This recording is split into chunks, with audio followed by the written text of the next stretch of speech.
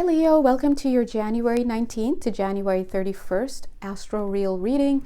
As you guys know, these readings are timeless and signless, so you don't actually have to have any placements in Leo. Neither do you have to be actually watching this when I put it out. If it vibes with you and you vibe with the title, then chances are there's something for you. Of course, if you'd like to have services with me, intuitive readings, energy healing sessions, mentoring sessions, you know where to find me, God bless. And go ahead and press the like button and all of that good stuff. And let's jump right in. So Leo, bless you Leo, some medicinal energies are coming in for you right now. Some of you may actually feel energetic downloads coming in. Get it, God, get it, right? And which makes sense because look at her holding her cup up. But if you do feel any tingling, it's just us.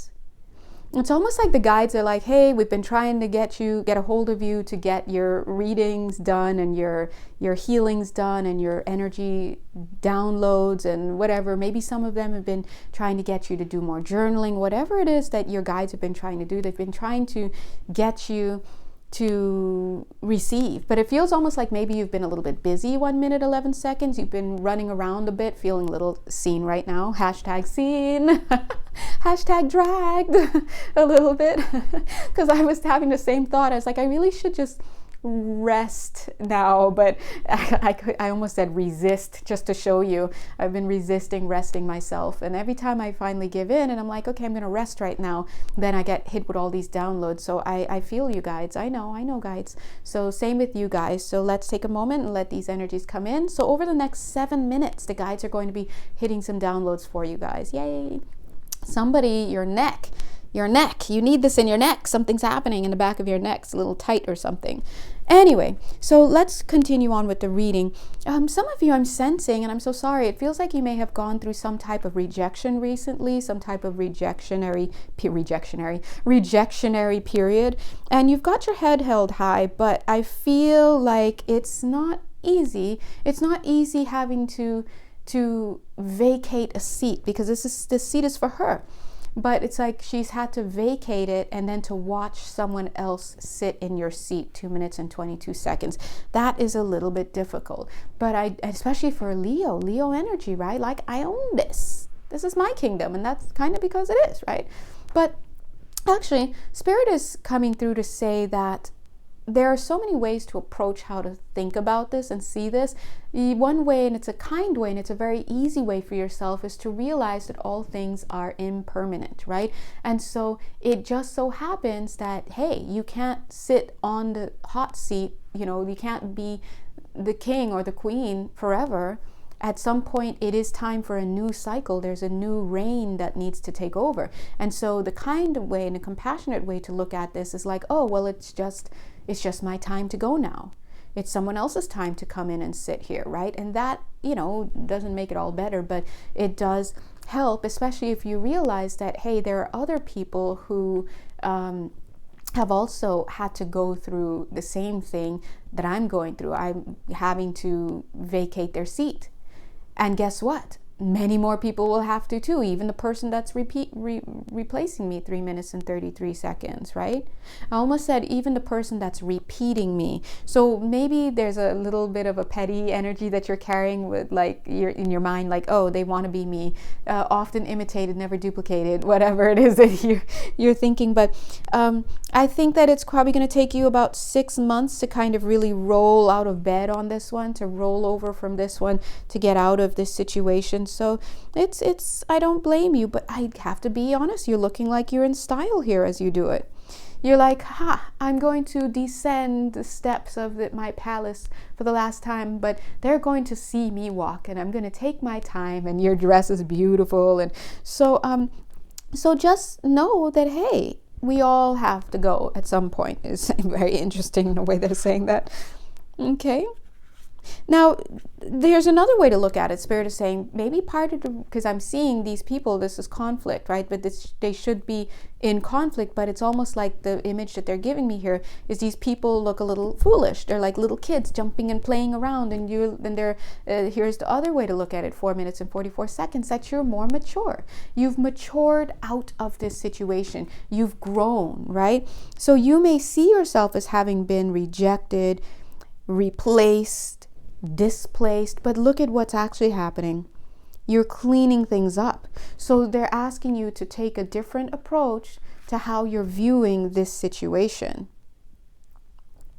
It's almost like they're saying there were no lessons here, because look at how this Queen of Wands looks very sharp and very like she wants to lecture you, and like she wants to she's the one who's getting you to leave, for example, right? Like what if like a school marm, like what if she's the one who got you to leave or something, or made you believe that you had to learn a lesson and that's why you've got to abdicate or whatever. But no, maybe it's just, see justice. Maybe it's just the way it is. And when we have to go, when things have to end, it's very important that we try to be compassionate to ourselves about it and look at it from an energetic standpoint. This energetic standpoint says that what actually happened is that there were energetic structures that could no longer exist there because you cleared it. It cleared, it healed. And once those energetic structures are demolished or transmuted and removed from from your space as a blockage, right, then energy can flow. And any forms, people, places, things, situations, ideas, energies, everything can no longer, or any forms that were attached to that structure, they have to go. That's all it is. How they go is really not up to you. So someone can storm right off if they wanted to. And of course, we're going to feel bad. We're going to feel a certain type of way about it. We may make it mean something about ourselves and our value. But really, it boils down to one thing. The structures weren't there, and so the forms had nothing to go on.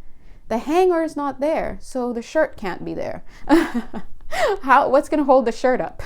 The skeleton's gone, so the skin has nothing to go on. So what are we doing? Form follows the energy, and that's all there is to it. But Spirit it is like a little bow on top. But Spirit is saying there was collaboration though, and that's something that you can choose to acknowledge as well. So not only can you choose to have a better way of looking at something that may have brought so much conflict and fear and stress and grief into your life that led to you leaving or experiencing rejection and grief, and you can choose to look at this from a different perspective. You just healed. You matured. You moved out of that space. The energy is no longer there. But you can also choose to see the time that you spent with this person or the time that you spent with this situation. I almost said the time that you spent down this alley with this alley, so that's for somebody here, as having meaning in some way. All right? So you choose.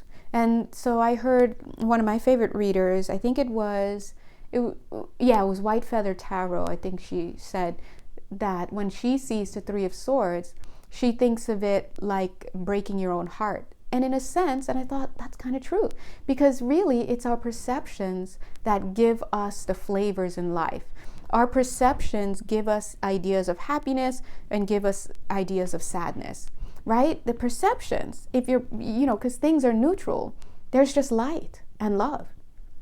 But you assign the feelings and stuff to love, for example, because someone can be loving you and you hate them for it.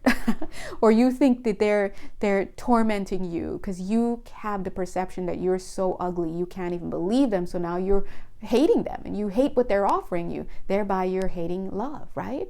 But that's because your perception's off.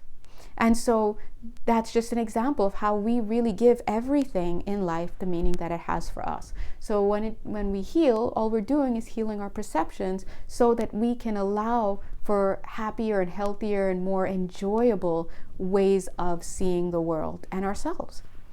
And so when we talk about breaking our own hearts, that's all we do.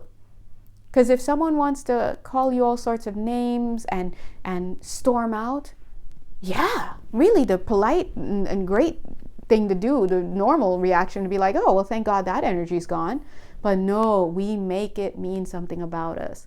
And now it's like, oh my gosh, hashtag forever alone, I'm a loser, I could have done this better, I have so much grief, what did I do wrong? Or I deserve this, or he was wrong, or she was wrong, or, we do all that. And so it's very common that we also do sadness for ourselves. So, and that's all coming on the false perception, but understandable, because I know I've been there.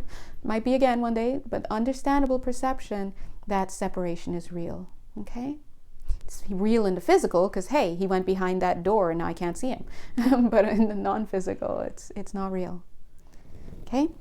And guys, just to show you how unreal it is, like since I do work with energy and I do mediumship and all that jazz, like I'm telling you, they say do not speak ill of the dead, because the minute you think about them, they're all up in your room. You're like, oh hey, I was just thinking about you.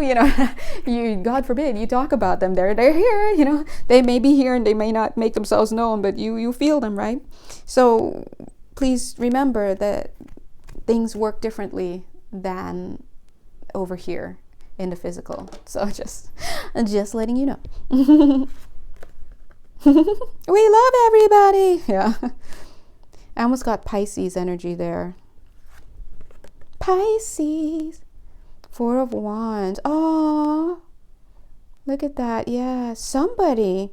Yeah. What is this? I feel like somebody well-meaning came into this equation and created a bonfire. Let's talk about that, but quickly, because it's already 11 minutes. This 5 of Wands conflict energy, which seems to have blown over, but there's lots of hurt feelings here.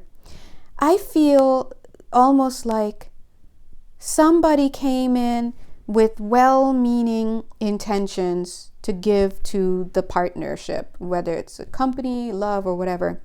And the other person, like this guy, like her, she's coming in with well-meaning stuff to be like, oh, hey, you should color that in. Or you should, use a larger stick. And he's like, no, this is my stick. This is what I use to do my engravings. And then he gets offended. And she's like, wow, it's just really just trying to give you this. But maybe she doesn't realize, if she knew more about his work, she would realize, what is she doing with that stick? Like, he can't use that stick to do what he's doing. And if he was more in his heart space, he wouldn't be all up in his feelings, like, oh my God, she doesn't understand me, right? He would be like, oh, she's trying. So this is about people being on 2 different pages altogether. So talk about just needing to be on the same page. Sometimes we don't have perfect partners. They will not always say what we want them to say, when we want them to say it, how we want them to say it. But sometimes we just have to realize, wow, this person is still here.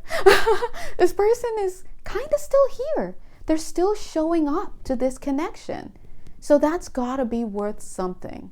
Now, I'm not saying if you have an abusive partner, that's a whole different thing altogether. But if it's just you guys keep miscommunicating and one's hurling insults and this one's accusing this person, that, like, this is about you guys needing to, and again, it could be in the workspace, anything. This is about you guys needing to get to a place of understanding where you have ground rules about what boundaries you're not going to cross. You know what? I know you love to eat cookies. So if you get some crumbs in the bed, I'm not going to kick you out of bed for getting crumbs in there. Okay? Because I know that's just who you are. And I know that you're doing your best to work on it. And I just noticed that you have a dust buster by the side of the bed. Like, why?